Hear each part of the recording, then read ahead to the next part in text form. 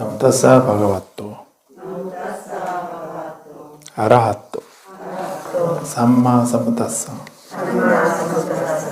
나무타사 바가와토 아라하토 삼마 삼부타사.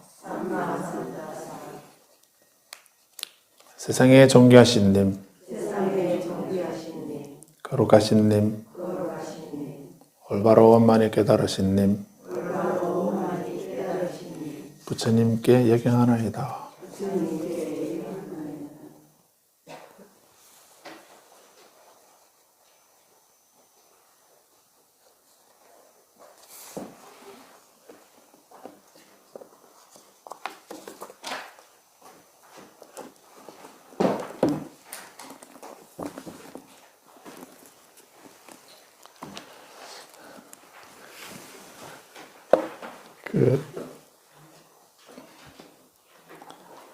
발전송 보기 전에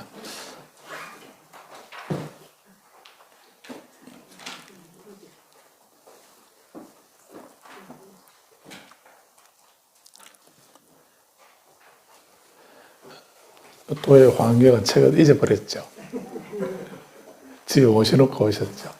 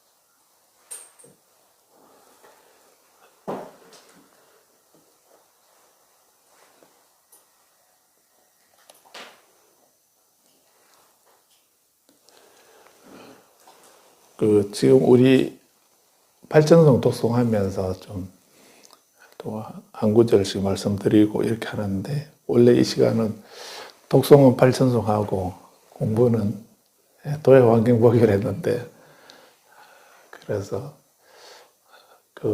잊어버리기 전에 독송한 부분에서 좀 다 중요한데 그래도 핵심을 하나씩 짚어갔으면 싶어서 얘기하다 보니까 화엄경은 계속 미뤄지고 이렇게 했습니다. 근데 사실 화엄경은 이제 저번에도 말씀드렸지만 니까야하고 초기경전하고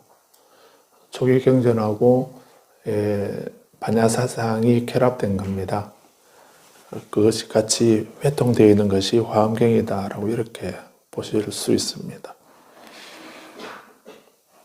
그래서 발전송 반야경을 봐도 화엄경 공부하는 그런 셈이 되기 때문에 그렇게 된다 싶어서 그냥 부담 없이 말씀을 드려왔습니다. 그러다 보니까 우리 도의 환경 계속 못 보고 있었는데요. 하나만 보고 지나가죠. 도의 환경 61페이지인데 61페이지에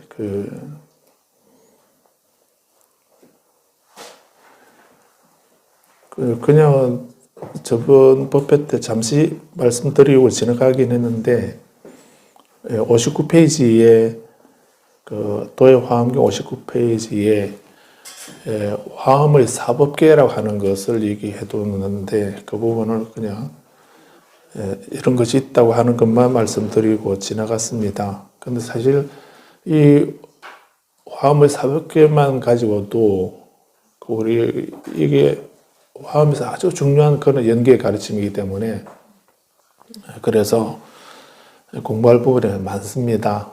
그런데 또 다음에 더 깊은 얘기는 또 다음에 하기로 하고, 그리고 그 다음에 61페이지에 이제 화엄종 5교라고 이렇게 했습니다. 그래서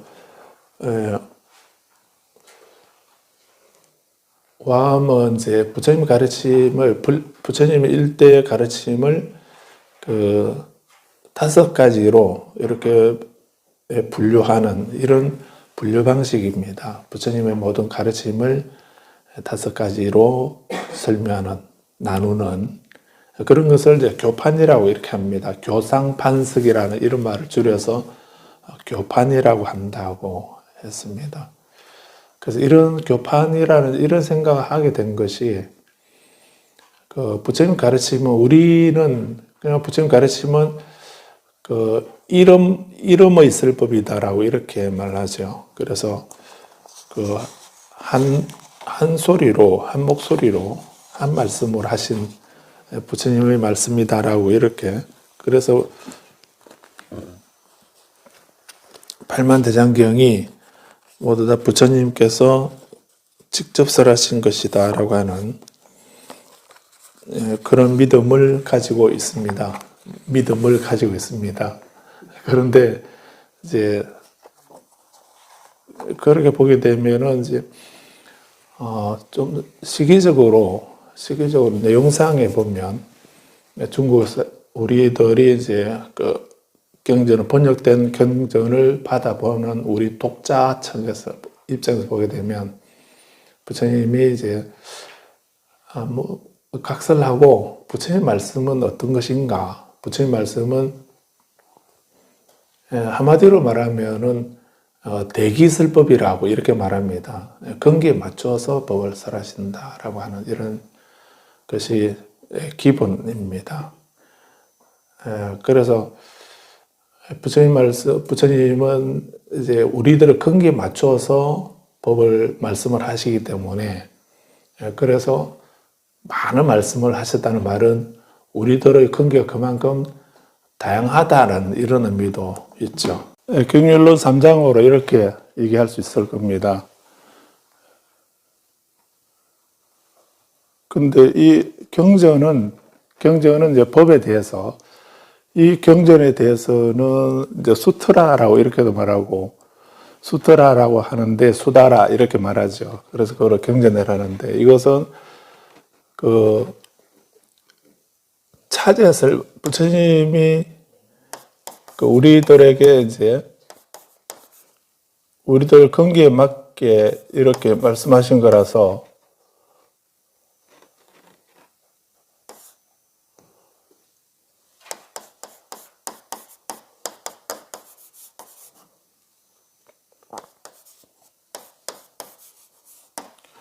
차제설법이라고 또 대기설법이라고 근기에 맞춰서 근기에 맞게 말씀하셨다는 이런 말씀입니다. 그래서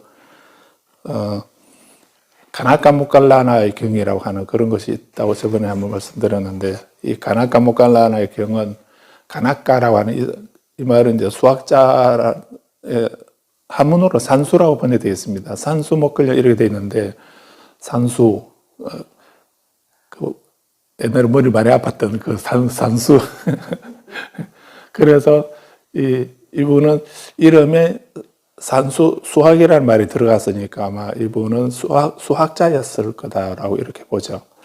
그래서 이제 암경에서는 산수 목걸련 이렇게 번역되어 있고 발리 경전에서는 이제 그 가나까 목갈라나 경이라고 이렇게 하고 있습니다. 그래서 이분이 이제 부처님에게 질문하기를 우리가 수학을 공부할 때 그럴 때는 처음에 그 1, 2, 3, 4 가르치고 그 다음에 더하기, 빼기 이걸 가르치고 그 다음에 좀 지나면 이제 곱하기하고 나누기 이거 가르치죠. 그러다가 이제 중학교 가게 되면 이제 그 머리 아픈 그 방정식이라고 하는 뭐 이런 것도 이제 가르치게 되고 고등학교 가게 되면 이제 미분이라든가 적분이라든가 뭐 이런 얘기도 그런 거 들어보신 적은 있죠. 그래서 근데 유치원 다니는 이제 글자 떼고 뭐 숫자 조금 하나 둘 셀 줄 아는 그 아이에게 미분 적분 가르치고 방정식 가르치고 이렇게 하게 되면 뭐 함수 가르치고 방정식 가르치고 이렇게 하게 되면 알아듣겠습니까? 못 알아듣기 때문에 그런 높은 단계의 수학이나 산수 이런 그런 수학은 나중에 하고 차례대로 먼저 더하는 거, 빼는 거, 곱하는 거, 나누는 거 이런 것부터 차례대로 단계별로 높여가서 나중에 그렇게 높은 단계의 수학을 가르치는 그렇게 우리는 하고 있습니다라고 부처님께 말씀드리는 겁니다. 그럼 우리가 또 기술을 배울 때도 면허증 딸 때 먼저 이제 실기부터 이론부터 먼저 하죠. 이론부터 먼저 시험을 보고 그리고 이제 그 실기를 시험을 보고 이렇게 하지 않습니까? 그렇게 하면서도 그 이론 시험 되었다고 바로 운전을 맡기지는 않지 않습니까? 예, 그거 다 안다고 해서 그 운전대 바로 잡았다가는 어디로 갈지 모르지 않습니까? 그래서 이제 그것도 계속 똑같은 거를 반복하고 연습시켜가지고 그렇게 해서 이제 나중에 그렇게 해서 면허를 따도 처음에는 그냥 한번 잠수하듯이 시내 갔다 오게 되면 온몸이 굳어가지고 그렇게 결리고 그렇게 하지 않던가요? 그러다가 나중에 익숙해지게 되면 이제 뭐 아주 자유롭게 편하게 이렇게 하게 되지만 처음부터 그러지는 않거든요. 그래서 우리가 기능을 배우는데도 순서대로 이렇게 하는 것처럼 그렇게 하는데 부처님 가르침에도 그 순서대로 차례대로 순서대로 배우는 이런 그런 가르침이 있습니까? 라고 이렇게 질문을 한 겁니다. 그래서 자기 입장에서 봐서 우리가 어떤 수학이나 기능이나 또 우리 생활의 모든 것이 순서가 있고 차례가 있고 단계가 있는데 그 깨달음을 얻는데도 그렇게 순서가 있고 단계가 있습니까? 라고 이렇게 여쭤본 겁니다. 그래서 부처님께서 우리도 있다라고 내 가르침에도 순서가 있다라고 그 순서가 있다고 하신 말씀이 그게 이제 차제라는 뜻이죠. 이게 이제 그 티베트 말로는 림이라고 이 순서를 림이라고 하는 겁니다. 티베트 말로는 림이라 하고 그래서 순서 또는 차제 또는 단계 이런 뜻이거든요. 림이라는 말이. 그래서 림이고 그다음에 이제 이 법에는 그 법을 이제 도라고 해서 깨달음의 길이라고 하는 도라는 의미를 그 깨달음의 길이라고 하는 이런 의미로 그런 의미로 람이라고 이렇게 말한 겁니다. 엘로 람이라고 람이 아니고 람으로 림 이렇게 해야 되는 겁니다. 그 발음이 좀 잘 안 되기도 하는데 그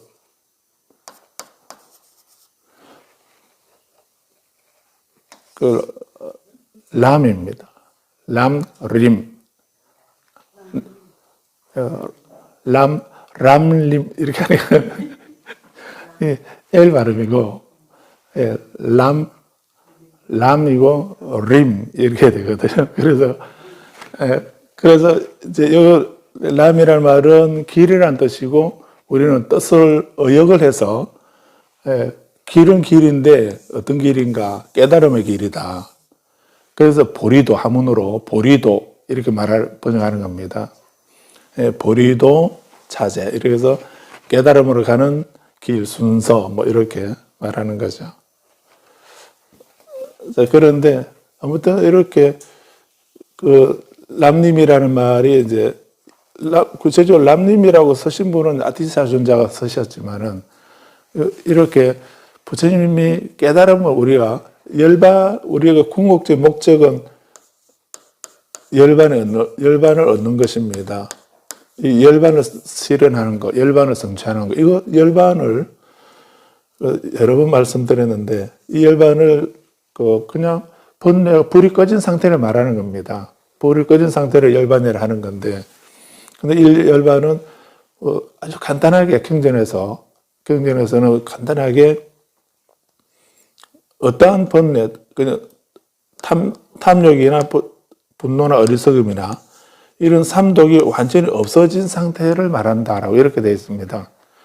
우리 마음속에 어떠한 번뇌도 없는, 어떤 탐욕이나 분노나 어리석음도 없는 그 상태를 열반이라 하는 겁니다. 글자 의미는 불이 꺼진 상태를 말하지만, 그럼 무슨 불이 꺼졌냐? 번뇌의 불이 꺼졌고, 분노의 불이 꺼졌고, 어리석음의 불이 꺼져버린 그런 상태. 우리의 고통이 뭐 때문에 생겨나나요? 우리의 고통은 분노 때문에, 탐욕 때문에, 분노 때문에, 어리석음 때문에 번뇌가 생기지 않습니까? 그래서 우리가 가지고 있는 모든 고통은 그 세 가지입니다. 그 세 가지 때문에 번뇌가 생기고 고통이 생기게 되거든요. 그래서 그 고통이 원인이 되는 그 탐욕이, 삼독이 완전히 없어진 상태를 열반이라고 이렇게 말하는 거고, 그래서 경전에서 우리가 수행하는 궁극적인 목적이 뭔가, 궁극적 목적은 바로 열반을 실현하는 거다라고 이렇게 말씀하시는 이유가 그게 있습니다. 그래서 이 열반은 출가자나 제가자나 우리 모두의 궁극적인 목적입니다. 우리는 뭘 위해서 수행하고 공부하는가? 열반을 실현하기 위해서다는 겁니다. 근데 열반이라고 말하니까 너무 어려워지고 이렇게 하는데, 이 말을,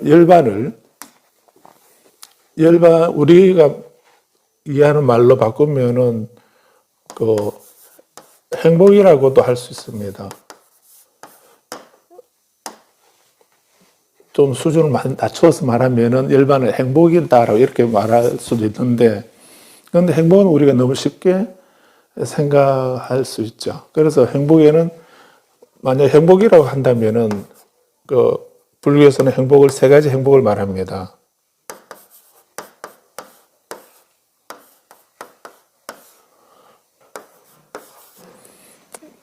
불교에서 행복은 세 가지 행복을 말하고 있다라고 이해하시면 되겠습니다. 그래서 첫째 행복은 현생의 행복입니다. 금생에 살아있는 금생의 행복, 지금 바로 이 순간의 행복, 또는 살아있는 이 순간의 금생의 행복, 현재의 행복. 과거, 현재, 미래 하면 현재이고, 전생, 내생 이렇게 하게 되면 금생이고, 생을 하면 금생이고, 세상을 하면 현세고, 그 다음에 두 번째 행복은 내세의 행복입니다. 그런데 내세를 생각 안 하는 사람도 있죠. 내세를 생각하지 않는 사람도 안 있습니까? 그럼 현세만 살아있는 이 순간에만 내가 죽고 나면 아무것도 없다라고 생각하는 그런 사람들, 그런 생각을 단밀론이라고 이렇게 말을 하는 겁니다. 그런데 부처님은 현생만이 아니라 내세가 있기 때문에, 우리는 윤회하는 존재이기 때문에 반드시 당연히 내세가 있는 겁니다. 다음 생이 있는 것입니다. 그에 대해서는 의심 없으시죠? 그것도 아직까지 윤회하는가, 전생은 얘기하는데 내생은 얘기 안 한다는 건 이상하지 않나요? 그래서 윤회를 부정하게 되면, 윤회를 말하지 않으면 부처님 교리를 설명할 수가 없는 겁니다. 연기를 말할 수가 없고 인과를 말할 수가 없는 것입니다. 그래서 아무튼 내세의 행복, 현세의 행복, 세 번째는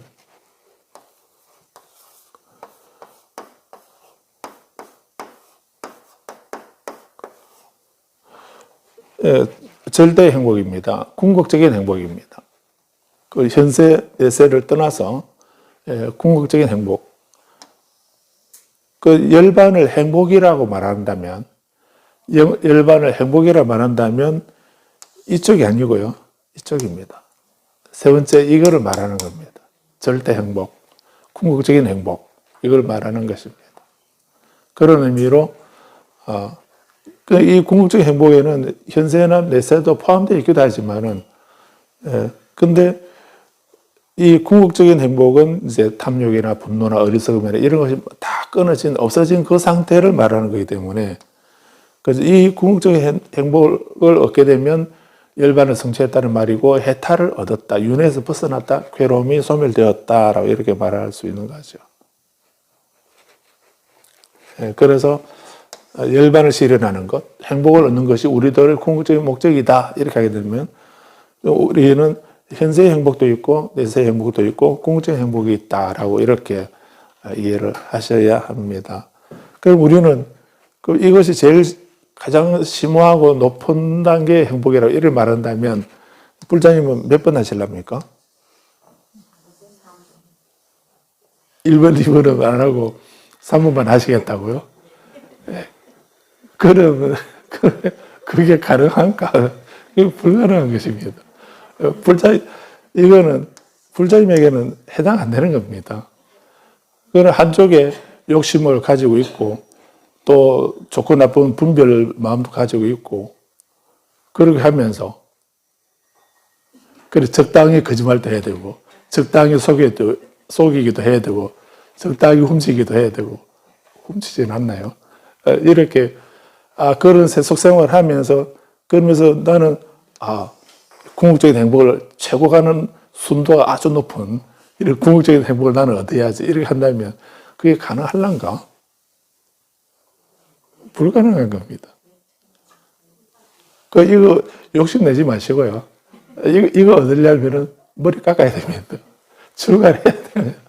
출가한 수행자는 이거를 위해서 출가한 겁니다. 그런데, 그래서 부처님이 그렇게 말씀을 하신 거거든요. 제가자가 할 수 있는 추구하는 행복하고 출가자가 추구하는 행복은 다르다라고 이렇게. 출가자는 현세에나 좀 편하고 안락하게 살아야지 이렇게 해서 출가하게 된다면 그건 출가 생활 아니죠. 그 현생에서는 뭐 고생 좀 하라고 이렇게 그 말이 아니고 그런 의미가 아니고 현세나 내세에 그렇게 한정되어 있는 이런 행복을 추구하는 것은 이건 제가자들은 여기까지만 하라는 겁니다. 제가자는 현세 행복하고 내세 행복을 위해서 공덕을 짓는 그런 삶을 살아라는 겁니다. 말이 좋아서 수행이지. 우리는 수행의 말을 잘 쓰고 계시는데 수행은 그냥 그 말이 수행이라고 그게 수행은 말에 있는 것이 아니죠. 수행은 말에 있는 것이 아니기 때문에 그래서 우리는 크게 욕심내지 마시고요. 그래서 언젠가 한번 말씀드렸죠. 금생에 우리가 하는 좀 낮은 말로 하는 꼴을 보면 금생에 우리 아란되기는 틀린 겁니다. 아란될 수가 없습니다. 될 리가 없고. 최소한 우리 어디까지 가면 좋겠다 했습니까? 최소한 수다원과는 얻어야 되겠다. 수다원과만 얻으면은 바로 이제 7번만 태어나게 되면 이제 아랑바를 얻게 되니까 그게 어딥니까? 그 수단과를 얻었다는 이 말은 사막도에는 안 떨어진다는 이런 얘기거든요. 아까 팔천성에서도 안 나왔던가요? 바냐바람이 일은 누구를 위해서? 누구의 스승이라 했습니까? 그게 누구의 스승이라던가요? 책 듣는 순간 잊어버렸죠. 안 한대요. 바냐바라밀이야말로 거대의 스승이다. 이렇게 하셨죠. 그리고 또 바냐바라밀이야말로 신들과 인간들과 아수라들의 모든 신들과 인간 사람들과 아수라의 스승이다. 그게 육도 중생인데 그 육도 중에 3가지만 얘기하고 계시죠. 그 지옥이나 악이나 축생은 그 존재들에게는 바냐바람이 스승이라고 적어도 팔천성에서는 그 구절이 없었지요. 왜 그렇죠? 생략된 건가요? 생략된 것일란가? 그냥 나중에 가보실 일은 없겠지만은 지옥이나 악이나 축생은 거기 가면 선업에 대한 또는 괴로움의 소멸에 대한 괴로움의 원인에 대한 이런 생각을 아예 못하죠. 아예 못하는 겁니다.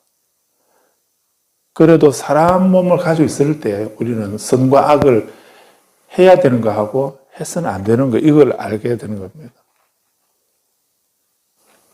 악귀나 축생이나 지옥 중생들은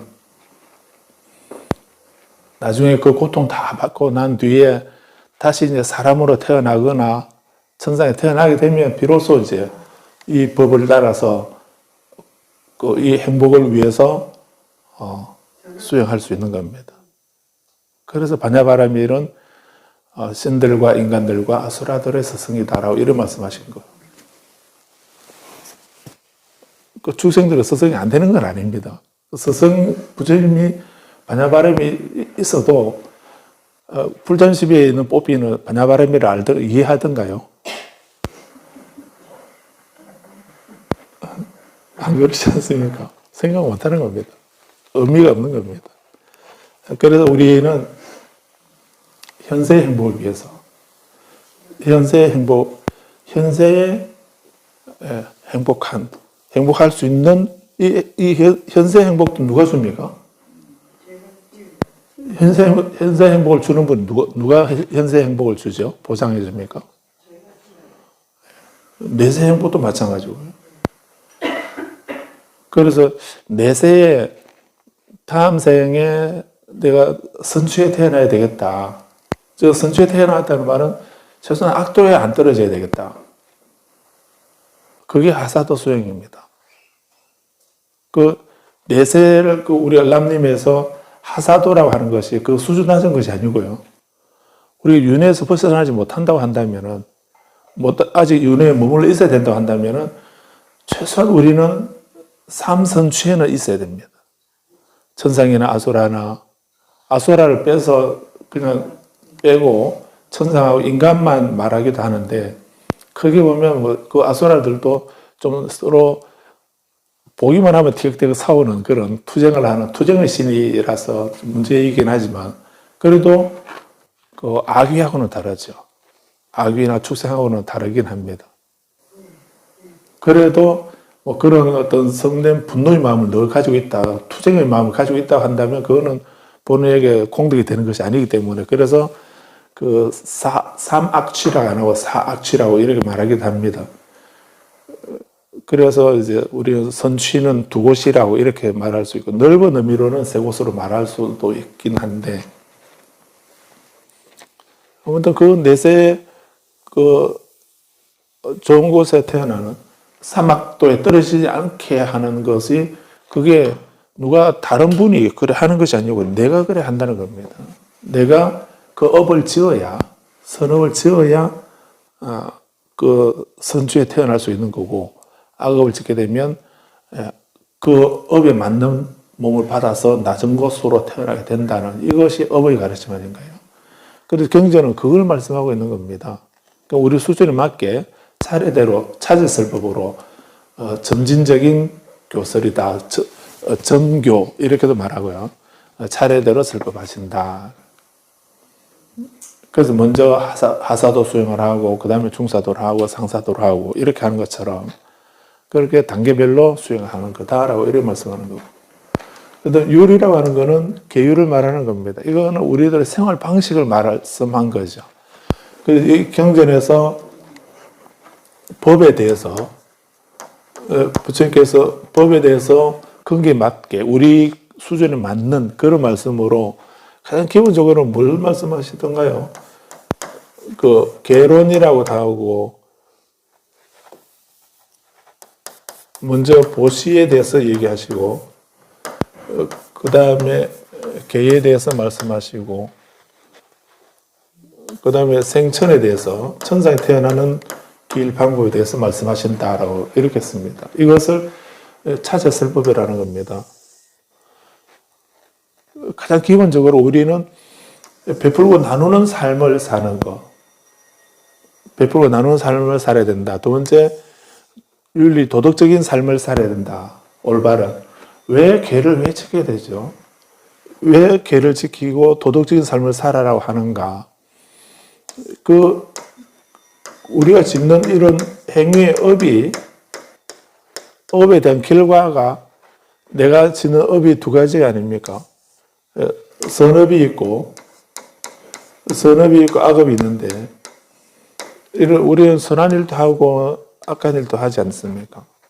그런데 우리는 이렇게 업을 짓게 되면은 여기에 대한 그 어떤 선업을 짓게 되면 반드시 우리에게 행복한 결과를 가져오고,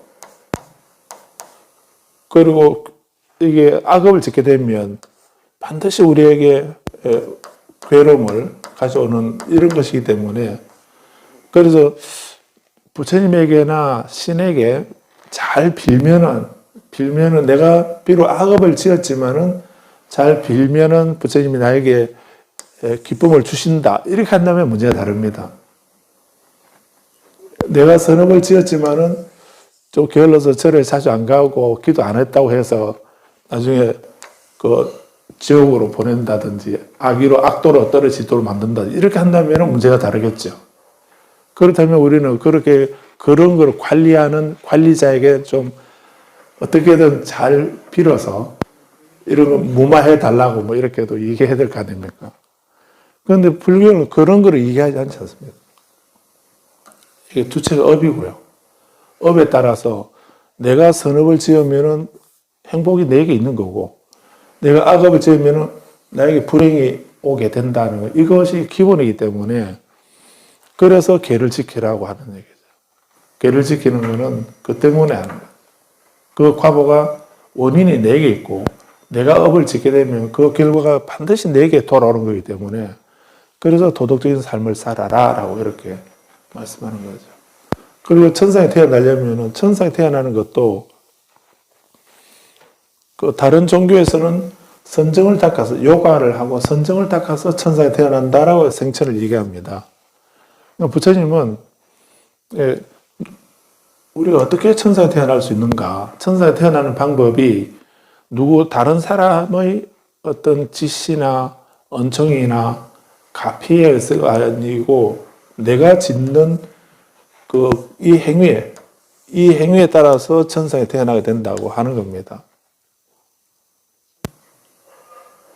그걸 말씀하시고, 또 생천을 범하는 그런 의미도 있고, 또 생천은 경전에서도 사람들이 경향에 경도되었다고 우리가 성구경에서도 그렇게 안 배웠습니까? 경향을 즐기고 경향을 기울어져 있다라고 이렇게 말하겠습니다. 그런 욕망을 즐기고 욕망에 기울어져 있어서 그것을 집착하고 있는 사람들, 그런 사람들은 이 법을 이해하지 못할 거다. 이 부처님께서 깨달은 법을 말씀해 주셔도, 썰어 주셔도 사람들은 이해하지 못할 것이다 라고 이렇게. 그래서 그렇게 욕망에 머물리는 사람들은 조건 발생에 대한 연기의 가르침, 인과나 연기의 이 가르침을 이해하지 못할 거다라고 이래 말씀하셨지 않습니까? 그래서 그런 표현이 있는 것처럼 생천이라고 하는 말은 그 사람들이 가장 그 뒤에도 나오게 됐는데 마지막 니까에서 거기서 말씀하고 있기도 하는데, 사람들이 죄악과 악에 대해서 죄악하고 나쁜 죄악하고 내세를 두려워하지 않는 사람, 죄를 두려워하지 않고 악업을 두려워하지 않고 내세를, 다음 생을, 아까 금생 내생할 때 내생의 행복, 내세를 두려워하지 않는 사람, 그는 죄를 두려워하지 않고 내세를 두려워하지 않는 사람이 짓지 못할 악은 없다. 법국경에 그런 말씀을 하시거든요. 그래서 생천을 말씀하신다는 것은 우리가 그렇게 내세를 두려워할 줄 아는 그런 마음을 가지고 사는 것, 그런 것을 말씀하는 거다라고도 이해할 수 있습니다. 우리가 그래서 그렇게 이 생천은 인과에 대해서 윤회 인과에 대해서 두려워할 줄 아는 마음을 갖는 것입니다. 그런데 우리는 그렇게 우리가 악업을 짓는 거는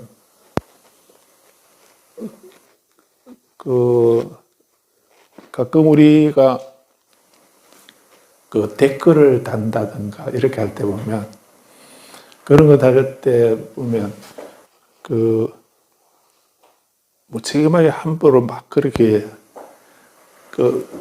바로 마주 대하고는 그 소리 절대 못 하는데 그런데 아주 심한 말, 무슨 말을 그냥 아무 생각 없이 이렇게 하지 않습니까? 근데 그걸 그 문자 폭탄을 받는 사람은 그 사람은 그것 때문에 인생을 포기하기도 하는 그런 애도 안 있던가요? 그거를 감당을 못 해가지고, 뭐, 그러려니 하고, 뭐, 이렇게 하면 아예 안 보든지, 그러려니 하면 되는데, 그거를 심각하게 그대로 받아들이게 되면, 그래서, 연예인들이나 이런 분들이 그런 댓글을 받아서 악성 댓글 때문에 자살을 한 이런 분들도 가끔 있지 않던가요? 그 사람들은 왜 그렇게 해서 그런 걸 쓰죠? 그 사실 여부는 본인은 모르지 않습니까? 근데 그렇게 무책임하게 그렇게 쓰게 되는 이유가 우리가 좀 제도를 잘못 만들어서 그런 것 같습니다. 사선 댓글을 달 때에 거기에 생년월일을 안 쓰더라도 그 사람의 실명을 서도록 이렇게 해놓으면은, 그러면 실명을 쓰게 하는 거는 그 하는 말에 대해서 자기가 댓글을 쓴다든지 또는 말을 한다든지 하는 것에 대해서 책임을 지는 거죠. 본인이 책임을 지는 거 아닙니까? 근데 실명을 익명성 때문에, 익명성 때문에 그냥 뭐 숫자나 뭐 이런 아이디나 닉네임이나 이런 것만 있으니까 그거는 그렇게 심한 말을 한 사람이 누구인지는 다른 사람은 아무도 모르지 않습니까? 그 익명성에 뒤에 숨어가지고 자기가 정말 해서는 안 될 말 이런 것도 아무 무책임하게 책임 안 지고 막 내뱉어 놔버려. 우리는 장난삼아서 연못에 돌을 던지면 그거를 만약에 개구리를 맞았다고 하면은 바로 죽을 수도 아니겠습니까? 그럼 개구리에게는 그 개구리가 맞아서 죽었다고 하면은 그 개구리에게는 조그마한 조약돌이 아니고 생명이 왔다 갔다 하는 이런 무기가 있는 거죠. 진짜 그런 거 아닙니까? 개구리는 생명을 잃게 되는 건데 우리는 그걸 장난삼아서, 그래서 우리가 낚시나 사냥을 하지 말라는 이유가 거기였습니다. 우리는 장난삼아서 심심풀이로 이렇게 하지만은 그 당사자의 그 물고기나 그런 존재들은 생사가 걸린 그런 문제 아닌가요? 그렇기 때문에 생명을 유희 삼아서 이렇게 해서는 안 된다는, 그거는 공덕이 될 리가 절대 없고, 그거는 목숨 무게만큼의 그런 죄를 짓는 것이기 때문에 하지 말라는 거죠. 생전이란 말이 그런 의미입니다. 그래서 나는 뭐 다음에 성불할 거지, 나 천상에 안 갈 건데, 이렇게 생각하시면은 그렇게 생각하는 게 아니고, 이 생전의 의미는 그렇게 내세를 두려워할 줄 아는, 또 업에 대해 인과를 두려워할 줄 아는 그런 것을 가르치셨다라고 이래 볼 수도 있습니다. 왜냐하면 천상에 태어나는 게 내 업에 있기 때문에. 그래서 경전은 법에 대한 해명입니다. 법에 대해서 이런 말씀하신 거라고 한다면은 그 인과라든지 연기라든지 이런 거에 대해서 이제 설명하신 것이 경전의 말씀이다라고 이렇게 한다면, 유리라는 거는 이런 말씀을 가지고 실제 내 생활에 내 말이나 행동으로, 생각으로, 행동으로 어떻게 그걸 구체화할 것인가 하는 그런 기준을 말씀해 둔 것이 유리다라고 이래 볼 수 있습니다. 그런데 이제 논이라는 것이 문제입니다. 논이라 하는 것은, 논서는 이제 부처님 제자들이 경전이나 율장의 이 내용이 어렵기 때문에 이것을 또 팔만대장경으로 많이 말씀해 놓으셨기 때문에 이것을 제자들이 우리가 잘 쉽게 이해하고 받아들일 수 있도록 조직화하고 체계화하고 설명을 덧붙인 거다, 이렇게 이해도 하고 있는데, 근데 그런 의미도 있기도 하고요. 이 논이라고 하는 거를 이제 아비달마라고 이렇게 말합니다.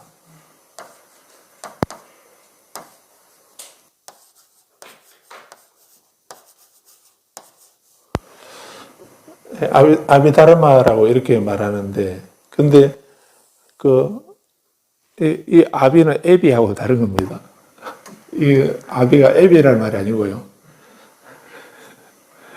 이 아비라는 말은 두 가지 의미가 있습니다. 첫째는 이 아비라고 하는 말은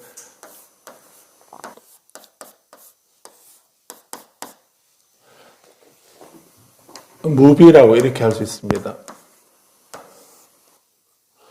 비교할 수 없다. 비교할 수 없는 최상이라는 그런 의미입니다.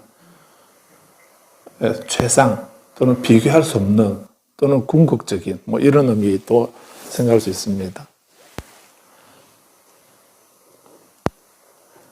그 아비가 무비라고 한다면 비교할 수 없다, 비교할 수 없는 이런 말이라면은 다른 말은 법이니까요. 그거는 비교할 수 없는 법, 어떤가는 궁극적인 법 또는 어떤가는 법, 이런 의미죠. 그래서 논서는 경율론에서 논이라고 하는 것은 여기까지는 경과 율은 이건 대기설법입니다. 차제설법이고 대기설법이고 경전은, 그래서 경전은 우리 수준에 맞게 말씀하시는 겁니다. 그래서 부처님이 녹야원에 가셔서 초진법륜경 말씀하시면서 먼저 사성제를 말씀하시지 않습니까? 그리고 두 번째, 그래서 사성제를 말씀하셔서 그 다섯 비유가 무상을 깨닫게 되니까 무상을 이제 비로소 영혼주의에 빠져 있는 영혼주의나 또는 회의론자나 이런 사견을 갖고 있는 그 다섯 비구에게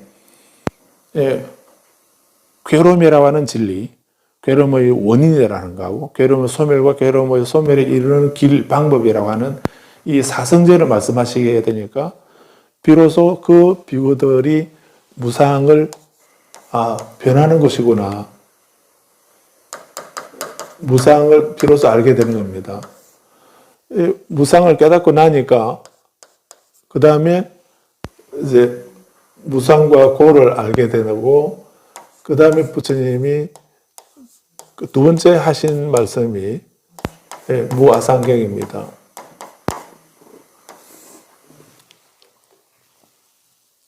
나라와는 것이 없다라고 하는 무아상경, 이것을 말씀하시죠.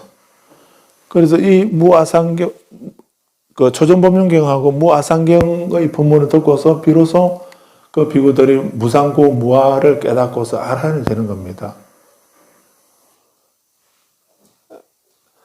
그래서 이 경전의 말씀들은 그 수저 처음부터 그 열반이나 아라한의 그런 진리를 말씀하시는 것이 아니고 그 듣는 사람들의 수준에 맞춰서 고에 대해서 무엇이 고인가 여기에 대해서 철저하게 가르치시고, 그리고 그 고가 왜 생겼는가, 다들 신이 만들고 주재한다라고 생각을 운명적으로 생긴다든가 우연히 생겼다고 하는 이런 생각을 하고 있는데, 부처님은 그게 아니다. 그 고의 원인은 바로 우리 각자가 가지고 있는 강한 집착이다, 갈애라고 하는 그 집착 때문에 생긴 것이다 라고 이렇게 말씀을 해주시고, 그리고 우리는 왜 수행하는가, 이 고를 이렇게 무서운 누구에게나 있는 어떻게 할 수 없는 나 때문에 생긴 이 고를 없애야 되지 않느냐, 고가 없어진 상태, 나는 그 고가 없어진 상태를 얻었다, 실현했다. 그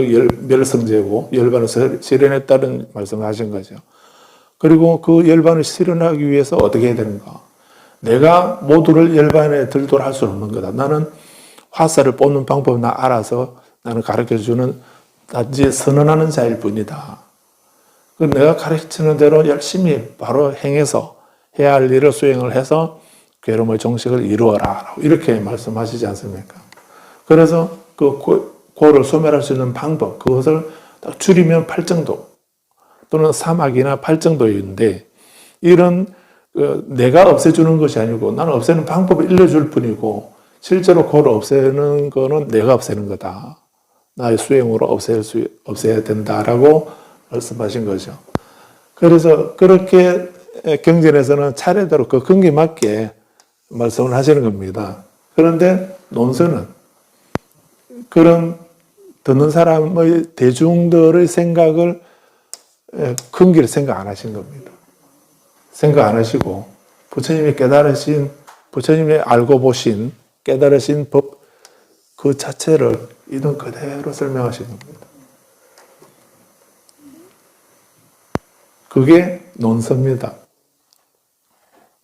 물론 논서 속에는 논장이라고 하는 그 3장에서 논장 이렇게 하게 되면 이 속에는 그렇게 경과 유를 해설하고 조직하고 설명하고 있는 그런 부분도 있습니다.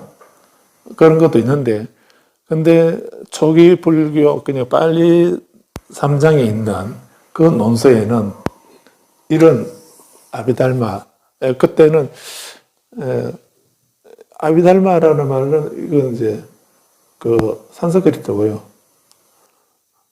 발리어로 하면 아비담마라고. 그래서 아비담마 이렇게 하게 되면 그 발리 3장에 있는 논서를 가리키는 걸로 이해할 수도 있습니다. 아비다르마 하면 구사론이나 이런 부파불교의 그 논서는 아비달마 구사론 이렇게 하는 것처럼 그런 거는 이제 그 부파불교, 대승불교 북방 쪽에 산스크리트로 전해지고 있는 그 논서들, 그 초기 논서에서 변형이 이루어집니다. 조금 더 달리 설명하는 부분이 있거든요. 그게 이제 아비달마 논서라고 이렇게 말하고요. 그리고 나중에 또 대승불교에서 대승 아비달마가 있습니다. 그것이 유식이라고, 유식론이라 이렇게 말합니다. 그건 또 부처님이 그 초기경전을 말씀한 이 아비달마에서 또 변형을 가져온 겁니다. 그래서 우리가 공부한다면 이제 이렇게 초기경전에서 말씀하고 있는 이것부터 먼저 해야 된다고 보죠. 근데 이걸 안 보고 우리는 대승불교에서 말하는 유식이나 이런 거 보게 되면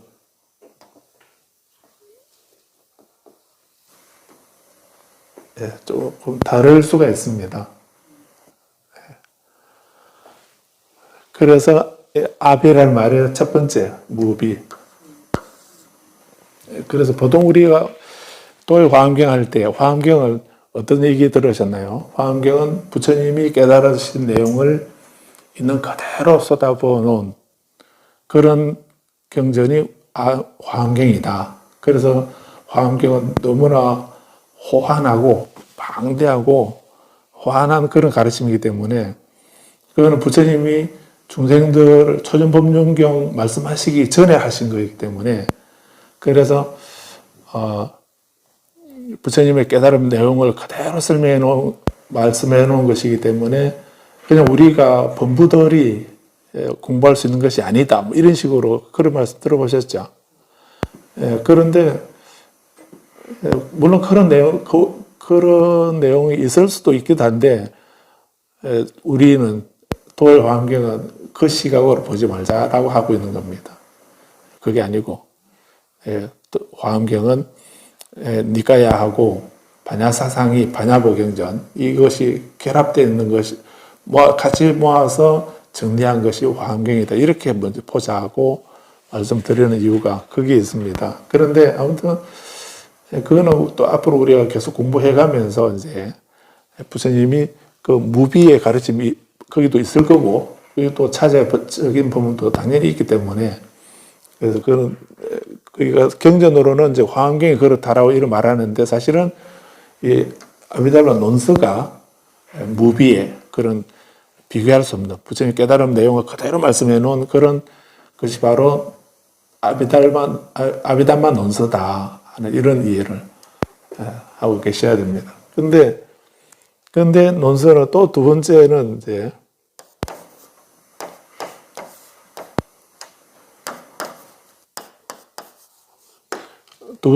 이제 대법이라고 합니다. 그래서 대법이라고 아비달마를 대법이라고 번역하는데, 그래서 아비라고 하는 말의 두 번째 의미는 뭐뭐에 대하여,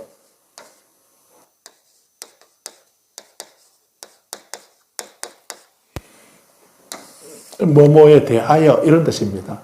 아비달마. 아비라는 말이 그 아비가 첫째는 비교할 수 없다, 최고이다 하는 이런 의미로 비교할 수 없는 것 이런 의미가 첫 번째고, 두 번째 의미는 뭐뭐에 대하여 이런 의미입니다. 그러면은 아비달마는 대법이 되는 거죠. 아비달마 이렇게 하면 대법 이렇게 번역이 되는데, 법에 대한 탐구, 법에 대한 연구, 법에 대해서 공부하는 것 이런 의미가 있는 겁니다. 그러니까 지금 우리 입장에서는 아비달마를 공부한다 하면은 우리는 법에 대해서 공부하는 겁니다. 그러니까 부처님 입장에서는 법에 대해서 우리 근기를 생각 안 하시고, 법에 대해서 번뇌가 마음에 어떻게 작용하고 번뇌가 어떻게 생겨나고 어떻게 소멸할 수 있는가 하는 그런 법에 대해서 있는 그대로 설명하고 있는 이런 것이 논서이고, 부처님 입장에서는 무비의 입장에서 말씀하신 거고, 우리는 법에 대해서 공부하는 것을 아비달마를 한다. 법에 대해서 법을 탐구하고, 이 법이라고 하는 것은 그냥 단순히 진리라는 이런 말로만 이해하지 마시고요. 물론 진리라는 의미도 있고, 부처님 말씀에 대해서 또는 모든 현상에 대해서, 사실에 대해서 그런 번뇌가 왜 생겨나는가, 어떤 과정으로 어떻게 생겨나는가 하는 그런 어떤 원리 또는 이런 과정들에 대해서 끊임없이 탐구하고, 그래서 오백나안들이 이제 이 법에 대해서 끊임없이 부처님께서 사실 비교할 수 없는 이 가르침을 오백나안들이 모여서 이 말씀을 끊임없이 탐구하고 노력하고 연구하고 수행하고 증명하고 이렇게 한 그런 과정들을 다 모아둔 거, 그런 것을 아비달마 대비바사론이라 이렇게 말하는 겁니다. 한문으로 200권짜리입니다. 한문으로 200권으로 되어 있습니다. 이거는 이 아비달마 대비바사론, 줄여서 비바사론 이렇게도 말합니다. 비바사론 이렇게 말하는데, 아비달마 대비바사론 원래는 그렇게 원이름은 그렇습니다. 그래서 이 논서는 아쉽게도 산스크리트 번이 없습니다.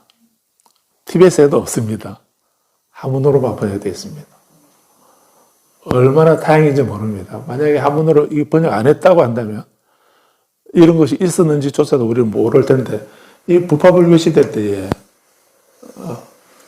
그때 이 500나은들이 500명의 그냥 범부들도 아니고요, 아랑과를 얻은 500명의 성자들이 모여서 부처님께서 하신 이 말씀을 끊임없이 탐구하고 연구하고 수행해보고 체험해보고 증명하고 이렇게 해서 정리해둔 그런 논서거든요. 그래서 이거를 안 보고서는 불교를 말하지 말라고 이렇게도 학자는 얘기를 합니다. 우리도 이런 걸 안 보고, 이 아비달마 이 논서 안 보고, 이런 논서도 안 보고, 이거 다 빼버리고 그냥 나는 유식이 좋다고 이렇게 한다든지, 나는 선이 좋다든지, 밀교가 좋다든지 이렇게 하는 거, 그거는 사실 말이 안 되는 거죠. 그런데 200권으로 된 이것을 요약한 거, 사실 양이 많지 않습니까? 그래서 바수반두라고 하는 세친보살이라고 들어보셨나요? 세친보살 자기 속가 형님이 아상가 무착보살입니다.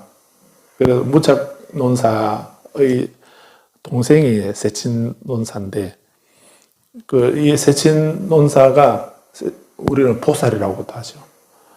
보살 부처님 다음이 보살 아닙니까? 우리 보살 말고 우리 보살 말고 그리고 부처님과 같으신 분이 감히 부처님이라고는 말 못하겠고 그리고 부처님과 같이 그런 큰 깨달음을 이루신 분이다 하는 이런 의미에서 산디데바 보살, 용수 보살, 세친 보살, 무착 보살 이렇게 말할 때 우리가 보살이라는 말을 칭호를 할 때는 그때는 그런 의미에서 말하는 겁니다. 그리고 제2의 부처님이다 하는 이런 의미로 보살이라는 칭호를 붙이는 거거든요. 김보살하고는 다른 겁니다. 그래서 이 세친보살이 이 아비달마 대비바사론을 보시고 그걸 강의를 하신 겁니다.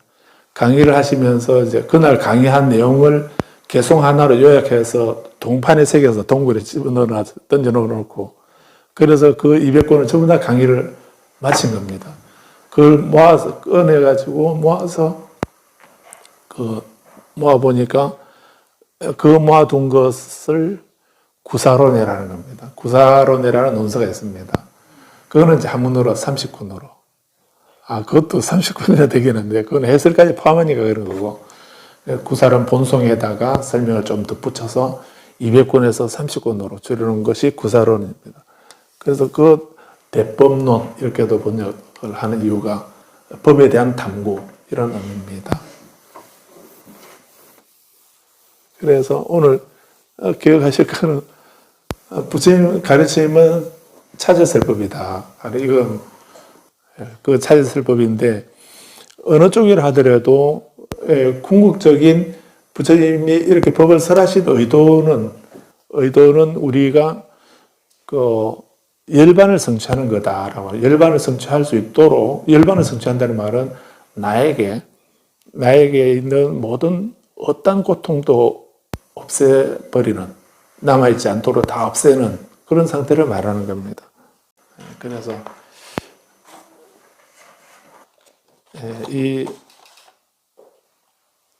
이런 부처님의 말씀이 이렇게 전해지면서 우리들은 크게 그 말씀들 궁극적 목적은 열반의 성취인데 그게 하신 말씀은 아까 말씀드린 대로 차제설법이거든요. 그래서 단계별로 이렇게 하신 말씀이라서 그렇게 법문을 하셨는데, 그런데 우리가 경전을 이렇게 초기경전 또 대성경전 이렇게 막 섞어서 또 밀교 경전까지 섞어서 이렇게 받아보면은 그러면 우리가 크게 혼란이 왔던 겁니다. 그래서 이 부처님 말씀이 이게 부처님 말씀인가 아닌가 이런 의심이 들기도 하고 그렇게 했었기 때문에 중국에서는 이 부처님 말씀을 인도에서는 아무 문제가 없습니다. 빨리어로 공부하는 분들에게는 아무 갈등이 없습니다. 그냥 그대로 니까야부터 보면 되고요. 니까야를 보고 아비달마를 공부하고 출가자는 일장을 공부하면서 수행 생활을 하고 이렇게 하면 되는 거거든요. 그런데 이제 부파불교나 대승불교나 중국이나 티베트나 이런 쪽에서는 그렇게 순서대로 이렇게 번역된 것도 아니고 또 전해진 것도 아니고 이렇게 하기 때문에 그래서 부처님 가르침을 어떻게 이해해야 될 건가 하는 그 문제 때문에 고민하면서 나타난 것이 교판사상이다라고 이렇게 보시면 됩니다. 그래서 오늘 61페이지에 있는 이 화엄종 5교라고 하는 것은 화엄종에서는 부처님의 가르침 45년 동안 하신 이 말씀들을 크게 5가지로 나누고 있다 하는 걸로 이해하시면 됩니다. 그래서 근데 이렇게 교판사상으로 이렇게 할 때 각 큰 스님들이 다 중국이나 우리나라, 일본까지 해서 저마다 어떤 종파를 하나 세우게 되면, 종단을 하나 세우게 되면은 이제 종단이 아니라 학파라고 할 수 있습니다. 이런 화엄종이나 천태종이나 선종이나 또 진원종이나 이렇게 어떤 종파를 세우게 되면은 먼저 부처님 가르침 중에 나는 이것이 궁극적인 가르침, 어떤 가는 가르침은 이 경전이다라고 이렇게 해서 자기가 중요하게 생각하는 그 경전을 가장 높은 정점으로 놓고 그리고 이제 다른 경전을 분류하는 이런 식으로 하게 됩니다. 그래서 여기서도 화엄종에서는 이렇게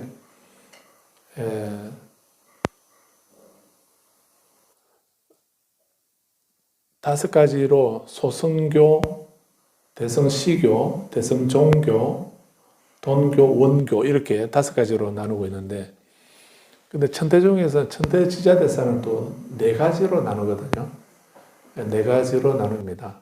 그런데 화엄종에서는 다섯 가지 단계로 이렇게 설명하고 있는 것이 화엄종 5교입니다.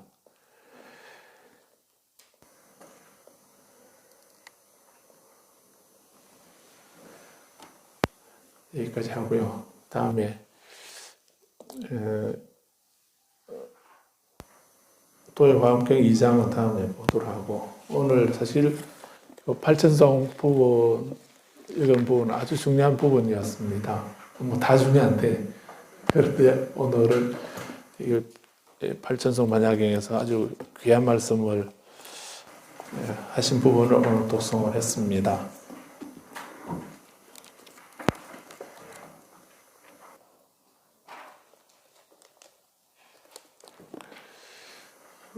팔천송 반야경 656페이지에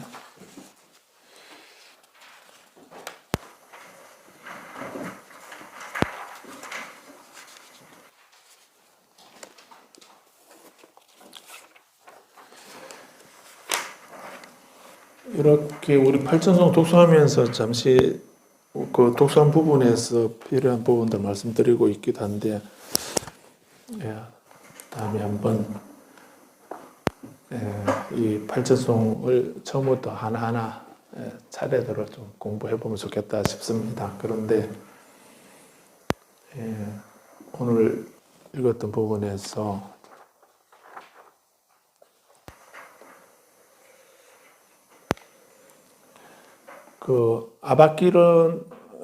아바끼르나 꾸스마라고 하는 산화열에 꽃을 뿌린다. 산화열에 6,000명의 비구들이 649페이지에 6,000명의 비구들이 모임에서 이제 반야의 법문을 듣고 앉아 있었는데 27장까지 법문을 듣고서 자리에서 일어나 가지고 부처님을 향해서 이제 인사를 하면서 그때 부처님을 향해서 합장을 드렸는데 그냥 부처님의 위실력으로 저들 비구들의 합장한 손은 만다라꽃, 대만다라, 마하만다라꽃, 대만다라꽃으로 가득해졌다. 이것도 아주 상징적인 표현이거든요. 실제로 부처님의 위실력으로 손에 꽃이 들려진 걸로 이렇게 이해해도 되지만 비구들 6,000명의 비구들 손에 꽃이 들려졌다라고 하는 아주 재미있는 표현으로 말씀하고 있습니다. 그래서 6,000명의 비구들이 이제 합장하고 다 손을 모으고 있으니까 그 손에 꽃이 들려 있는 거죠. 그 꽃이 들려 있는 것을 그 부처님의 위실력으로 이제 꽃이 들려졌다는 말이고, 그렇게 꽃이 들려져 있으니까 그 꽃을 부처님에게 뿌렸다. 뿌리고 나서는 세존이셔 저희들은 이 반야바라밀에서 행하겠습니다. 저희들은 이 위 없는 반야바라밀의 삶으로 머물겠습니다. 바냐바라미의 삶을 살겠습니다. 이렇게 말씀을 드렸다는 얘기죠. 바냐바라미의 삶이라고 이렇게 표현했습니다. 금강경에서는 보살의 삶이라고 이렇게 했습니다. 보살성, 능란 금강경에서는 보살의 삶이라고 했고, 또 구마라지 법본의 금강경에서는 발 안육따라 삼약 삼보리심자 이렇게 했죠. 안육따라 삼약 삼보리에 보리심을 일으킨 사람은 이런 말로 번역을 하고 있습니다. 같은 의미인데, 그래서 이 6,000명의 비구들이 저희들은 이제 그 바냐바라밀에서 행하겠고 바냐바라밀의 삶을 살겠습니다 라고 이렇게 말씀을 드렸다고 하는 부분, 아주 중요한 부분입니다. 그 다음에 651페이지에 바냐바라밀의 위탁에서 아난다여 최고의 삶으로 머물고자 하는 보살 마살은 바냐바라밀의 삶으로 머물러야 하느니라. 머문다 하는 이 말이 산다는 뜻이죠. 산다는, 그런 삶을 산다는, 생활한다, 산다는 이런 의미로 이해하셔도 됩니다. 최고의 삶으로 머문다. 아까 궁극적인 행복이라고 했는데요. 그런 궁극적인 행복 또는 최고의 삶으로 살고자 하는 사람이라면 바냐바라밀의 삶으로 살아야 된다라고 이렇게 말씀을 하고 있습니다.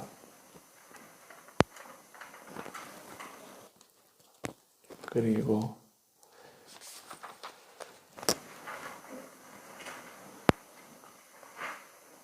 654페이지 여기만 볼까요?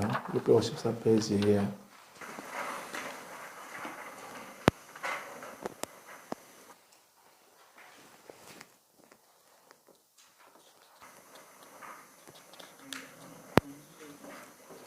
앞에서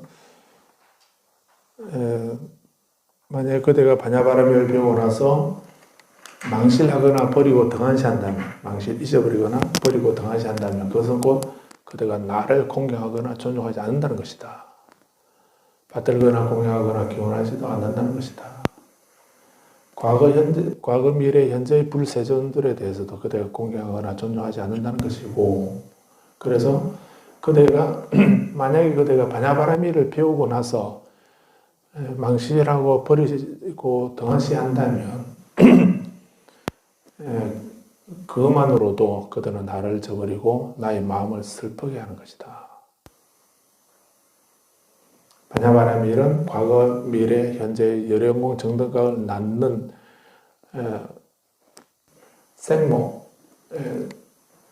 생어머니 되는데, 제가 이거 생모로 바꿔야 되는데 모를 어머니로 바로 번역을 하면서 한꺼번에 하는 바람에 그렇게 하면서 이 앞에 생자를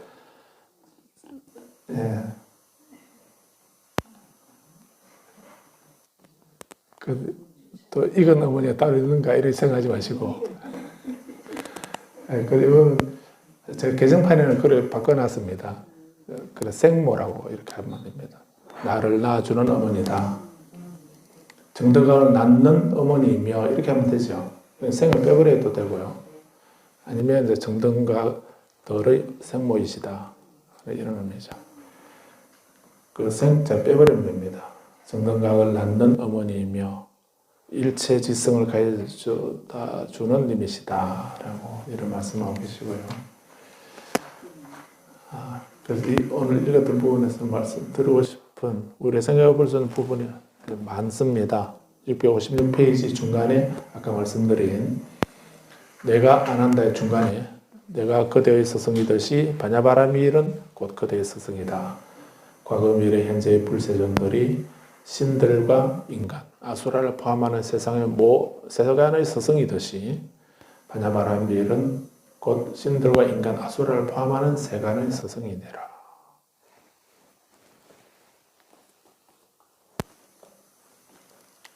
이것이 바로 모든 부처님의 가르침이다 라고 이렇게까지 말씀하시고 하셨습니다. 오늘 여기까지 말씀드리겠습니다.